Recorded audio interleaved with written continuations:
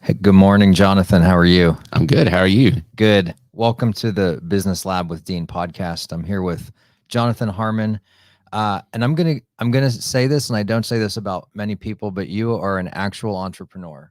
I think there's a lot of people that put entrepreneur in like their Instagram profile, and that's fake. But you are an actual, real definition entrepreneur. Thanks, buddy. In I that, don't have an Instagram profile. well, we're gonna fix that up for you soon. So, you own multiple businesses, I which do. is the actual definition of an entrepreneur.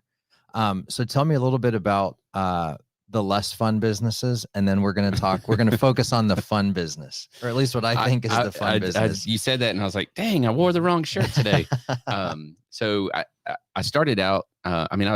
I've worked in all kinds of different businesses just throughout my life, and I've got a bachelor's degree in entrepreneurship, oddly enough, from MTSU, and a master's in business ed. And in getting that, I came out with no student loans because I worked.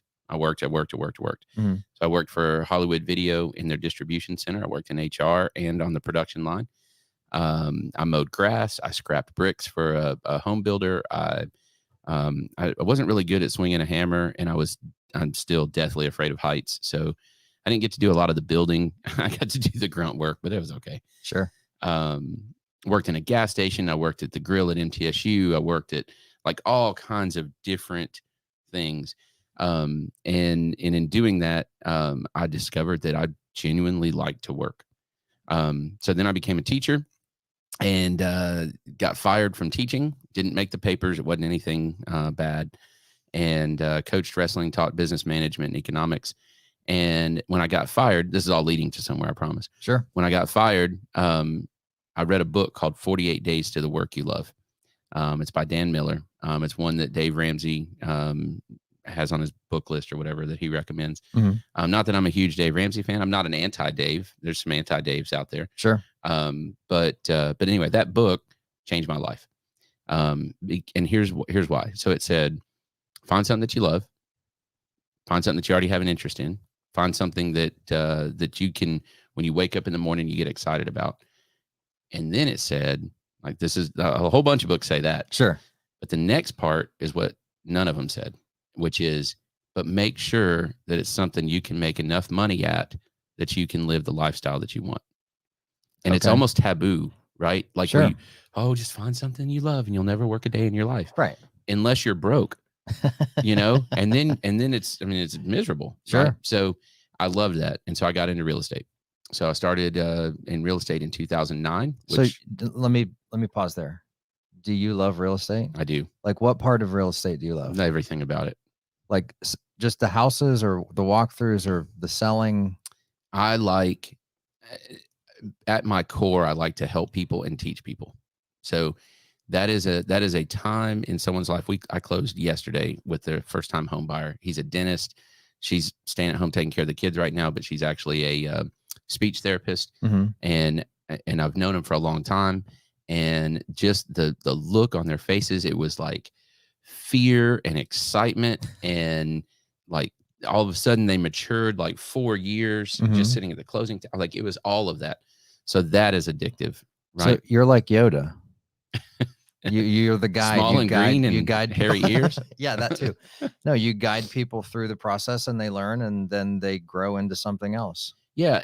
But even on the other side, right? Hey, we've got this issue. We're getting divorced, and so problem solving, right?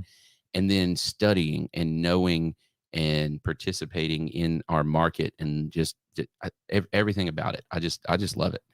I love it. And it's challenging and it's forever changing, constantly changing. And it's nuanced. But at the same time, it's kind of straightforward. Sure. It's just, it's wonderful. It's a fantastic career. So started that in 2009. Let's see, we're 5 years. So it's 22. Yeah. 2016, 2017, somewhere around there.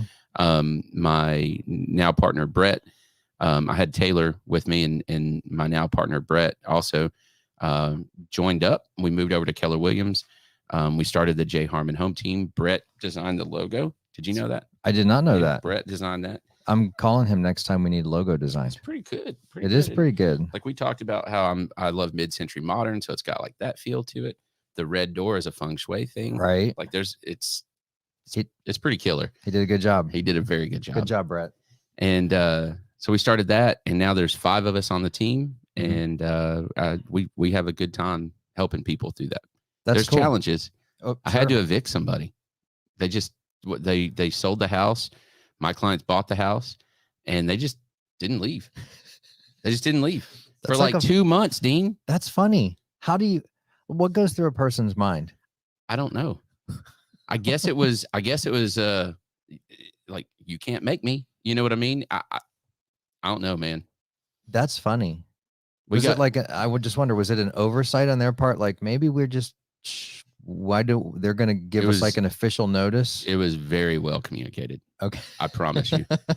But we were 4 days from me actually having the sheriff get their stuff out of the, like stand there while we got movers to get their stuff out of the house. That's insane. I've never heard that before.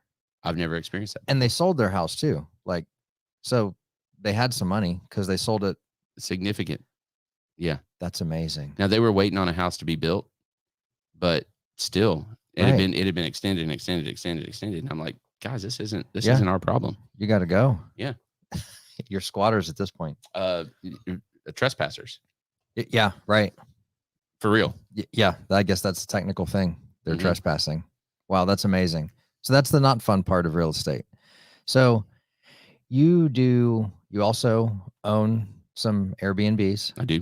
2 Airbnbs and 4 long-term rentals. Okay. Not a lot. Enough. That's plenty. I own 1 Airbnb, and that joker's plenty. It's fun though, isn't it? It really is. We've been very lucky with ours where we just have everyone has been really cool and really nice and been respectful. And I'd say 92% of the time that's going to be the case. Yeah. Now, my favorite question when people find out that I own Airbnbs, they're like, in Murfreesboro? And I'm like, yeah. Yeah. And they're like, why do people come to Murfreesboro? That's the best, isn't it? Dude, the reason why don't they come to Murfreesboro? Right. I mean, seriously, it's across the board. Every reason you can think of. Most folks are just like, oh, I bet it's for MTSU. I'm like, I mean, there's some. Yeah. But that is way more. As a small piece of the pie.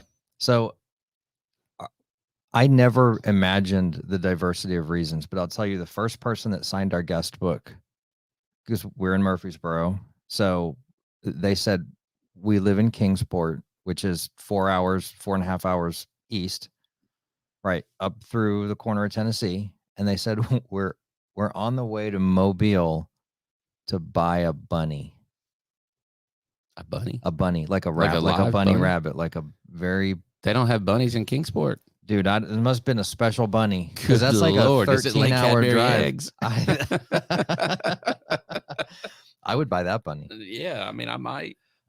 No, but I'm like, this is insanity. That is crazy. And some of the reasons we've had are very normal, like we're relocating to Tennessee, just like everyone else. But a lot of the things are just strange. Have you had? So I don't know 100% for sure, but I feel pretty certain that I've had some transient type folks that are essentially homeless, right? That they, they're moving from one place to another, and they just kind of, all right, I got enough money to stay in an Airbnb for 2 nights, and so they do that. I think I've had that.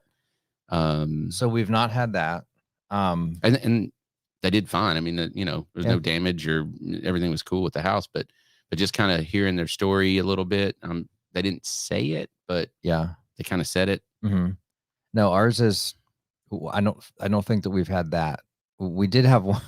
We did have one guy from California who booked for 4 nights, and he stayed the first night and the third night, and then the second and fourth night he was not there, but he had guests when he was there. So I don't know why he chose Murfreesboro to party and philander, but whatever. I mean, it's a great city. It is. It's a great city. Beautiful people here. All right. Well, we've spent 15 minutes talking nonsense. Let's talk about the fun. What most people would. Right, I left one out. Yes, exactly. So Tell me about the business that you own that makes everybody smile. Most everybody. Almost everybody. Most everybody. So myself and two partners, Alicia Fortner and Jeremy Weaver, we own Cedar Glade Brews, which is Murfreesboro's newest brewery. Mhm. So we opened December 30th, and it's been great. I mean, in a nutshell, I mean, not to use a one penny word, but it's been great. But the cool part about it, and for me, one of the coolest things is we've got this whole building, and out of this building, we've got some other businesses, like the one that you're looking at right now. Yep. Trent has his studio here, and then we've got Prohibition Homebrewing next door, like through this wall. And they do homebrew kits, home winemaking kits, and then they have a pretty extensive humidor as well for our cigar smoking friends. So that's been really cool to be able to support some other businesses. But so CGB, it was actually we had another partner that's since stepped out of the business, Skip and Jeremy. Were homebrewers together for a little while, but then separately for a longer time. And Jeremy named his homebrew, it's not a business, but his hobby club. I don't know what you call it. His group, his homebrewing, named it Cedar Glade after a landform that's here in Middle Tennessee, unique to Middle Tennessee. Right. It's like a desert in the middle of a forest, which is exposed limestone. It's very cool. There's all kinds of symbolism when we start unpacking the business. It's pretty cool. And basically they made really, really good beer in their garage. And Kamari House was having a fundraiser. What's Kamari House? Kamari House is a nonprofit that's just over by the courthouse. And they do for free, or for at least a very reduced charge, they facilitate supervised visits for children.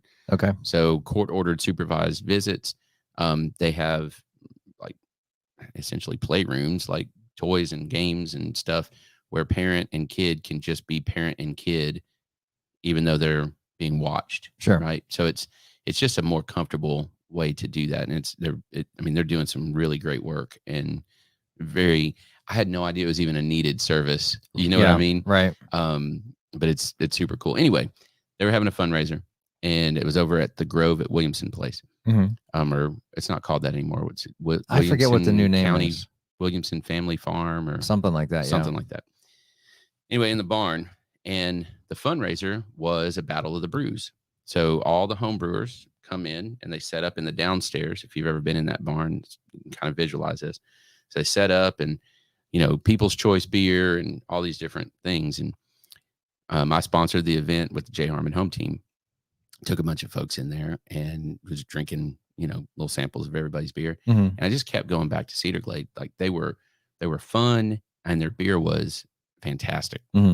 And so I hung out with them for a little bit, and then I go upstairs, and they had a silent auction set up around there. And one of the items on the silent auction immediately caught my eye was Cedar Glade Brews will brew 2 beers of your choice. Oh, wow. For whatever you want. So I was like, Lacey was with me, and I was like, hey, do you see this? She was like, yeah. I was like, we need to have a client event. She was like, you're right. And so I start bidding on it, and I get outbid, and I bid, and I get outbid, and, and what is her name? Jennifer. Is that right? Yes. She was the organizer. She goes, all right, you got like 1 minute. So I bolt upstairs, make sure I outbid the next guy. That guy comes over and outbids me. Oh gosh. He made one fatal error. He turned his back. And I jumped, and I got it, and I like threw the sheet so he couldn't write on it again. I made that part up. I didn't actually throw it, but they pulled it, and I won. Paid an obscene amount of money, and but it was worth it. They show up. We meet at Hernandez Mexican Deli, RIP, and love that. I still haven't been to the gyro place there.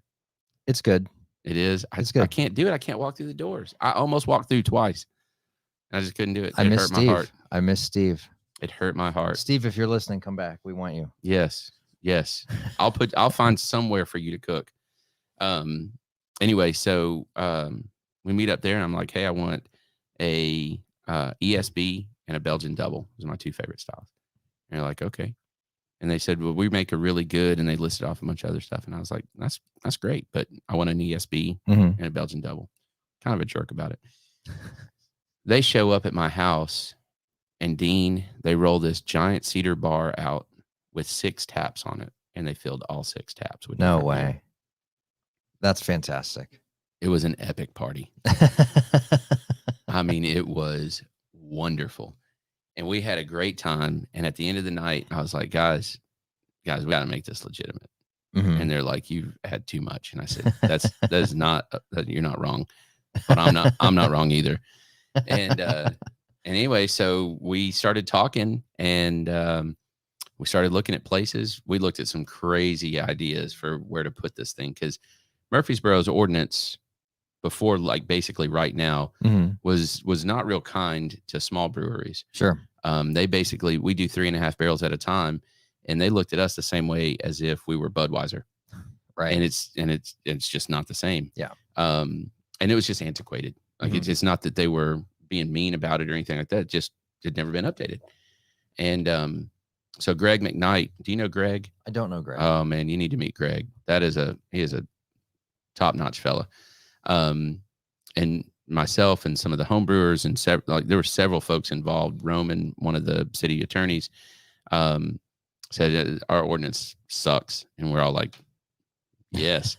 So it's been rewritten. So if you're thinking about opening a microbrewery, here they call it artisan. That's what their category is. Here in Murfreesboro, it's much more friendly now. Thanks to you to do that. Well, not just me. There's a whole lot of folks that worked on that. Roman worked his tail end off on it. The city attorney did. Anyway, before that, it was difficult to find a space. Sure. Because it had to be industrial, but yet still, what's the number one thing for a business, right? Location. And I think we really kind of found the golden goose with this building, because we're right behind Chewy's. Everybody knows where it is. And literally, if you walk out the back door that faces Chewy's and you step into the grass, you're in commercial highway. So we wouldn't, if the building had been 6 feet that way, right, we wouldn't have been zoned correctly. Wow. Yeah. I didn't know that. Yes. That's cool. It's very cool. So it worked out great. And we've got a fantastic landlord, Mr. Greg Hall. He's awesome. He's been very good to work with. I mean, we've just gotten very lucky with the folks that we've had to work with. Greg over at the city, Greg over here, that's our landlord. The people that are renting from us, Trent and Jim and Aaron, and just it's really been awesome. But what that's turned into is we've got a hell of a little microbrewery. Yeah, you've got a cool space. Yeah, it really is. And it's you know what really made me think about this was when Steve Hernandez left. And I'll give some background. Hernandez Mexican Deli was this great restaurant, and Steve, the owner, was there all the time. Super nice guy, amazing Nicest food. dude. And they had a big space where you could just kind of spread out and sit. And I mean, our BNI group met there somewhat consistently, and it was just a great space. And so you're doing the same thing. You've created a space where people can get together and they can drink beer, obviously, and they can get some food truck food, which I'm sure you'll talk about, but they're creating a space to be together and to have a relationship. That's it.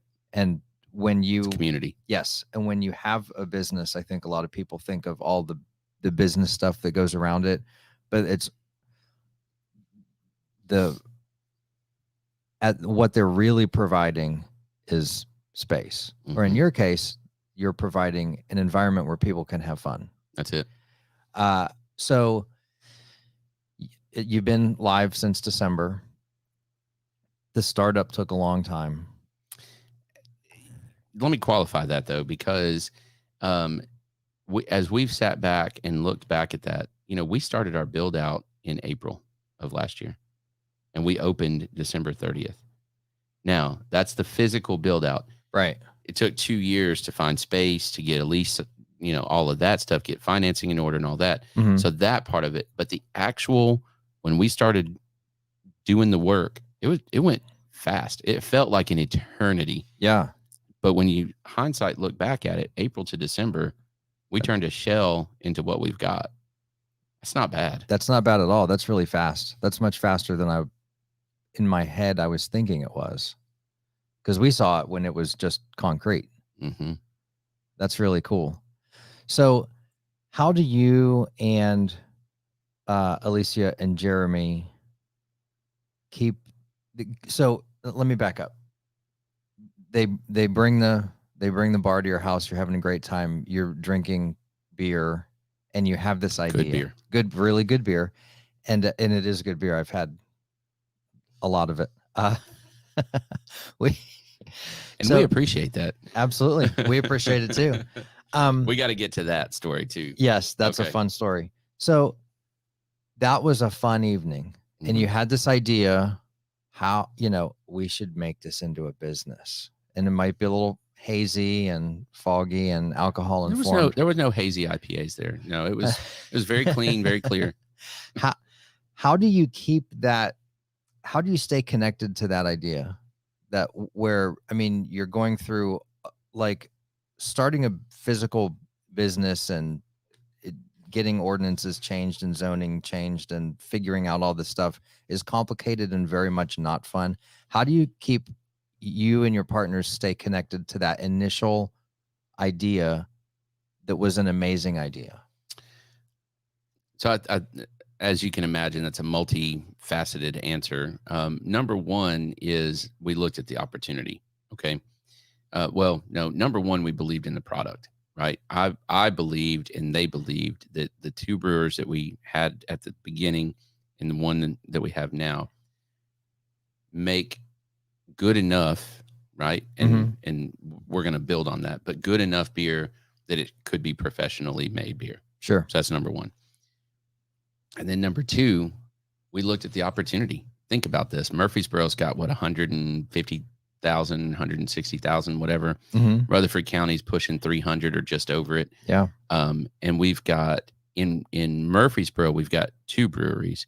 In Rutherford County, we've got 3. So we throw Hop Springs in as the third one. Right. They're not in the city limits is why I didn't include them in the first. Sure. The national average is 1 brewery, depends on the region specifically, but somewhere between 1 per 10 to 15,000 people. That number boggles my mind. It really does. Dude, Sparta's got 2. Manchester has 1. Are you serious? Columbia has 2. And Murfreesboro had 2. That's crazy.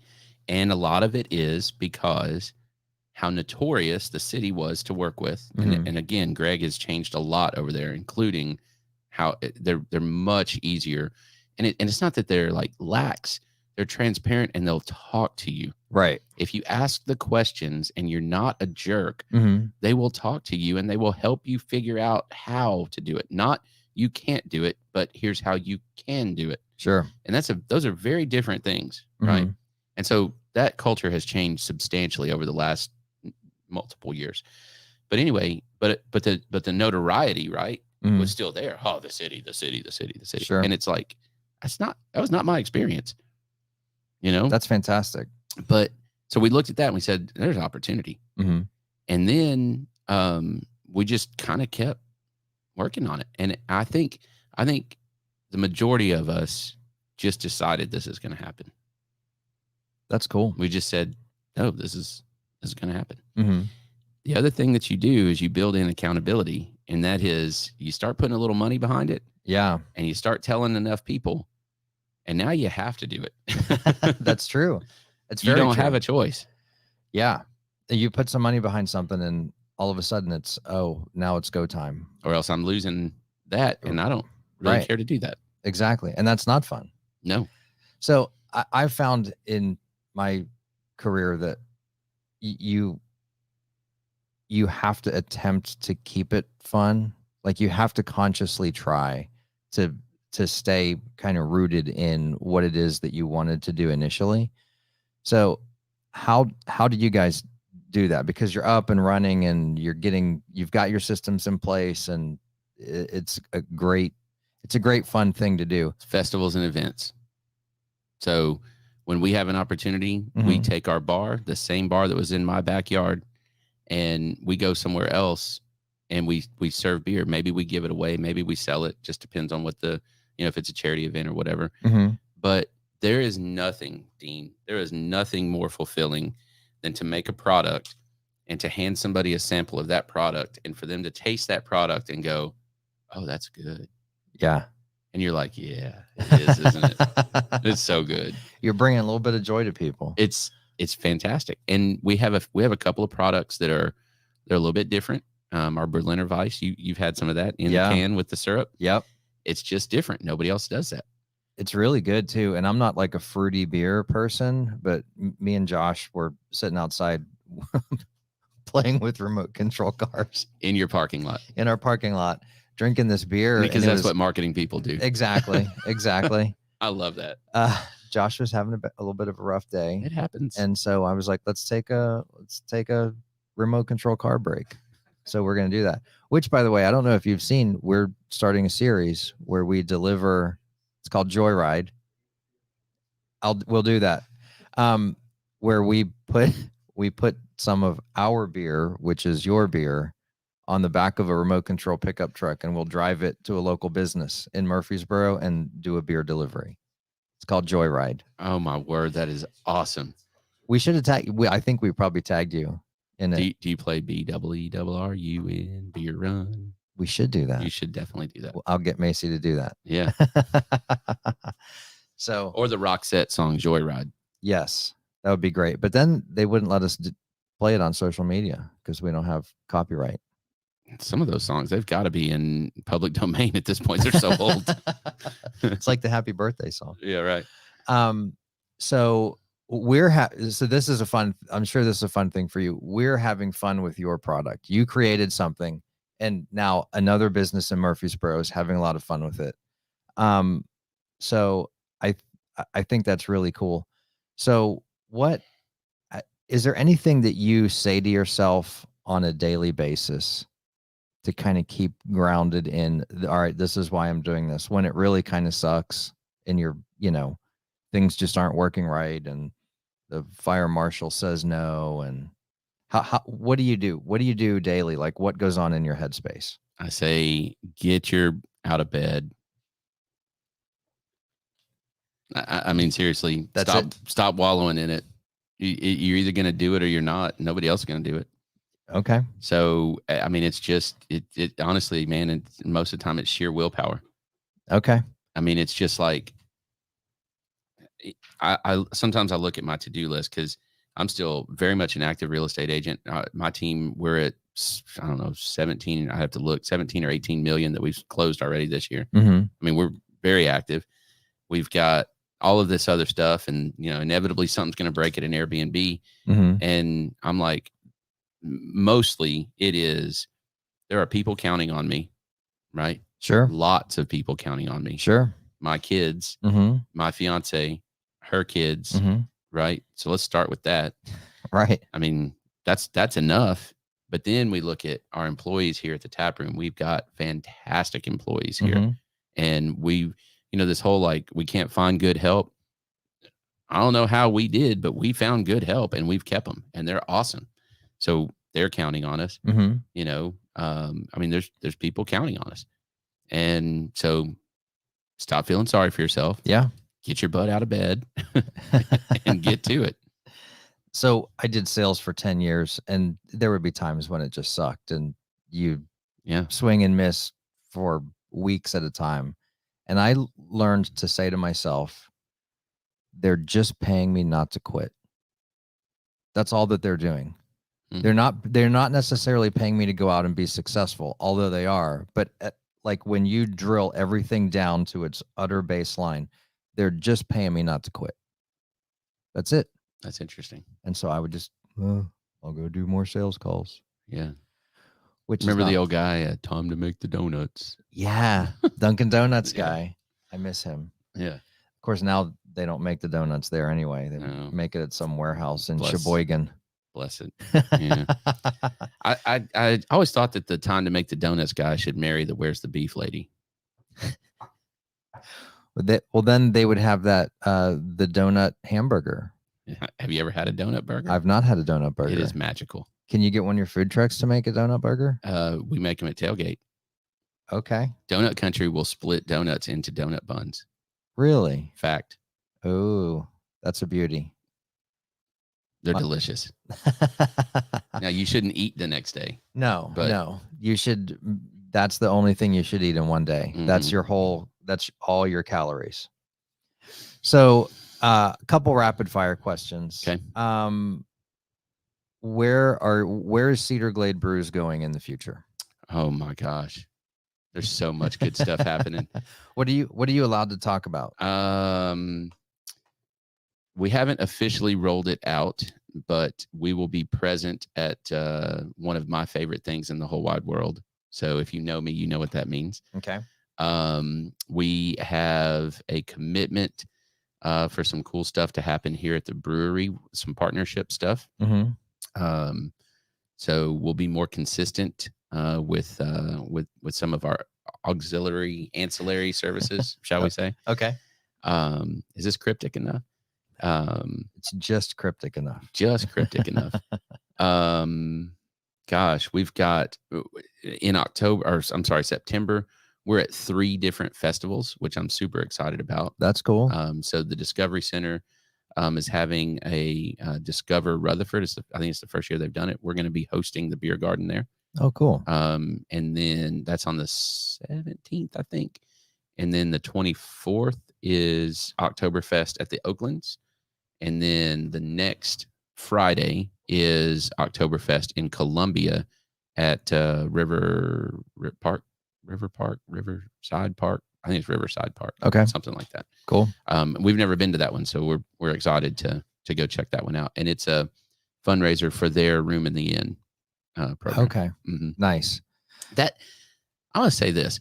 So we love doing festivals, but we really love that festivals do what they do for other organizations. Mm-hmm. Do you know what I mean? I do. And that's something, man, that just really, really gets me going. Yeah. And you've proven that with us. You were the beer supplier for Borough Prom, which was all to raise money for Isaiah House. Mm-hmm. Mm-hmm. So yeah, that's fantastic. Hey, tell them about do you want to tell them about our beer thing? Sure. Your beer? Sure. So Trent kind of connected you and I, or Trent told you that several people said, you need to meet Dean. You need to meet Dean. Those are smart people, not because you need to meet me, but because I think I needed to meet you. And so anyway, there was a connection made. You sent me an email saying, hey, there's a bunch of people that I've been told I need to meet you. Right. So let's have coffee. And I was like, that's very validating to me. I feel so good and warm inside. So we're sitting at Simply Pure Sweets having coffee, and we're talking about real estate. And you were bored out of your mind because it's real estate. That's okay. You can say it. I was not bored, but on the spectrum of fun to not fun, real estate is in the middle. And then you kind of dropped this bomb halfway through the meeting, and you were like, yeah, so me and some friends were starting a brewery. And I was like, time out. Yeah. Why didn't you His lead? eyes went. Why didn't you lead with this? Like, this should have been the first thing that you said. And so you said, do you want to go try the beer? And this was like 10 o'clock in the morning. And I'm like, yes, I do. Let's go right now. And so we came over, and the beer is really good because there's a lot of people that they do things and they say they're great at things and they really are okay. This beer is really good. Like, if you've not been to Cedar Glade Brews, you really need to go to Cedar Glade Brews and get some of the beer because it's amazing. It really is. Thank you. You guys are craftsmen. And so we come over here, and you're like, we need a website. We need a couple things. Will you guys work for beer? And me and my business partner, Jeremy. Yes. Yes. They didn't even hardly confer. They were like, yep. Yeah, we will work for beer because we are, don't let the gray fool you. I am essentially still a college student in my brain. And so I was like, yeah, we will absolutely work for beer. And we legitimately worked out a contract Yes, there's a contract for the beginning, Mhm. and we're expanding. These guys are awesome, by the way, but there's no monetary contribution involved. It Right. is labor, and there is a quantity of beer Yes. spelled out in the contract. That's It's right. awesome. That's right. And it's worth it. And the thing that I love about it is you provide beer to us. It's got our label on it. So it's got caricatures of me and Josh and Jeremy. When we give that to a client, It's beautiful. they smile. In fact, I have some pretty gruff clients that are like, I kind of hate everything. And when I hand them a 4-pack of beer with my face on it, they're like, oh my gosh, this is the coolest thing. Yes, I actually had one of them text me recently, and he was like, I'm getting ready to finish off the 4-pack. When you coming back around? Yeah, right, exactly. When's the joyride happening at my business? I need some more beer. I need a beer delivery. That's awesome. Well, that was hardly a rapid fire question. I apologize. That's okay. Story of my life. So what's one question that I did not ask that I should have? How about what sets us apart from the other breweries? That's a great question. Thank you. So first of all, we love the other breweries. Mayday's the OGs. Mm-hmm. They've been around for a long time. They make great beer. They make a lot of beer. Mm-hmm. And they participate in their community in a big way. Mm-hmm. Panther Creek is awesome as well. So them and Jeremy and Skip, they were Mid-State Brew Crew together. And you know, their patio with the live music is fantastic. If you haven't gone to see a concert there yet, do that this weekend. Cool. But we're just a little bit different. So we have a bigger overall, like bigger feeling space with the tall ceilings and stuff. We host private events on Mondays and Tuesdays. If you want to do that, it's just a big open space. We love kids. We have a changing table in the bathroom. Like we're doing what we say we're going to do. Sure. We let dogs come into the tap room. We have a bunch of games. Like people can come in and hang out and chill, and the kids don't bother us. Right. Right. I don't care if your kid's loud. It's loud in there. Right. It's fine. But what I think really sets us apart, our goal is to be the beer lovers' place in Murfreesboro. My favorite place in Murfreesboro is Deep South Growlers, and it's because they've got a bunch of really good beer on tap. Yes. And they've got a phenomenal wait staff there. Alex and that crew, they do a great job. We want to kind of be like that. Sure. Right? Only we make a lot of the beer. So we've got 12 taps. Usually around 10 of those are our beers that we've made, but we've also got a can cooler that's got over 81 different other people's beer in it. So we carry all kinds of stuff, imports, craft beer from around the country. There's all kinds of stuff, even some classics. Like we've got Rogue Dead Guy in there right now, which is, I mean, that for a lot of folks, that's the very first craft beer they ever drank. It's either that or Sierra Nevada Pale. It was one of those two almost always. And we don't have Sierra Nevada right now, but we have the Rogue. And then we have also got Stone IPA, which is for a lot of folks, it's the first IPA they ever drank, you know, however long ago. Yeah. So I think that's what sets us apart is we're not so focused on just selling our own beer that we become a beer lover's place. That's fantastic. And we don't like you coming in and getting drunk. That's not our jam. That's good because and there are places here in Murfreesboro where you can do that. And that's cool, man. Right. And that's do it. Cool with them. But it really is a family environment. Like I have gone there with my teenagers and I'm not ever worried that we've got great sodas for them. You do. Yeah. You do have good sodas for them. So that's cool. So where can people find out more about you? CedarGladeBrews.com. Okay. Start there. We've also got a Facebook and Instagram that we're working on some stuff. Check out CGB Acoustic Garage. It's a new Facebook page. Okay. So on Friday nights, we're starting to do a singer-songwriter night. And Trent here is helping out with that pretty substantially. And we're bringing in singer-songwriters. They'll play a little bit of music. And then at 7:30, we go live. Trent interviews them. They play some original stuff, interviews a little bit more, play some more original stuff. And we did our first one this past Friday. And it was awesome. It was awesome. A guy named True Rayburn. You'll always be the first, True. He was fantastic. Super cool guy, super laid back, a extremely talented musician. and his original stuff. What was the one about beer for breakfast and whiskey for dessert? Yeah. It was awesome. Yeah. It was a great tune. I've had some days like that. Yes, we all have. That's cool. And what about on the real estate side? Real estate, jharmonhometeam.com, another website that you guys manage for us and have tweaked up. It's a good website. And then we've got a Facebook page and an Instagram page as well. Cool. That wasn't funny. I said other funny stuff and you didn't play it then. Wrong button. Thank you, producer Trent. But on that note, we may have wrapped up the show. Anything else you want to add, Jonathan? Murfreesboro is a great town, and we could use a couple more breweries. And this is an industry that rewards some diversity. Mm-hmm. So, if you've thought about it, if it's something that you're passionate about, I'm an open book. We can sit down, we can talk.